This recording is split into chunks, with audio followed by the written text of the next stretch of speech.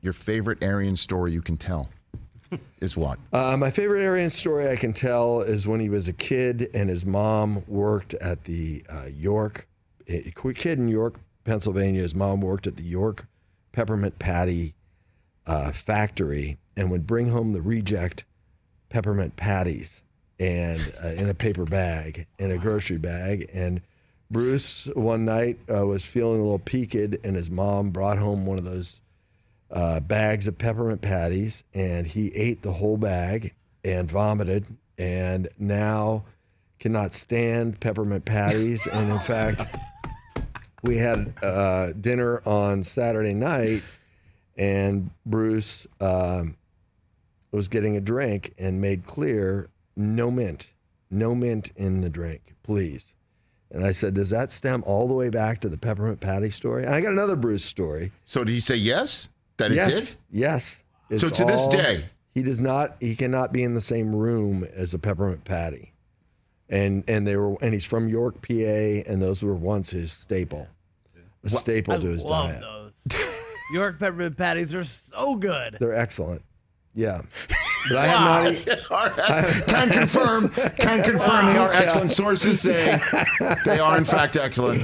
One or two of them are good, not a whole bag though. Right. A bag of reject. Bag of reject. Now I've been to the Jelly Belly factory and gotten the big bag of belly flops, they call them, the reject Jelly Bellies. So I know what eating to the point of vomiting is and how that might affect your tolerance for those things. But I will tell you the one other Bruce Arians story. Yes. He had a bowling class in college, and it taught him about running a bowling alley, and he was working behind setting up the pins. And if it was a good-looking girl in the class or a girl he liked, he would reach through with a broomstick and knock over the pins. And if there was a guy in the class that he didn't like, he would reach back in and reset the pins after the guy's first roll. So he'd set up a 7-10 split. He'd manufacture that. So let me just get this straight. So for a guy who doesn't like, rolls the ball down the lane, it's clear that like 8 pins have knocked down, right? Yeah. So he would then set up the 2 remaining pins much further away than they actually were when he's clearing the rest. He would just make sure that after the machine, he would sneak his hands in there and make sure that he'd set him up with an unfavorable setup for a second. Even if the guy had a strike, maybe he'd set one back up in there. I love the guy, man. Yeah. He's one of my favorite people that I have met.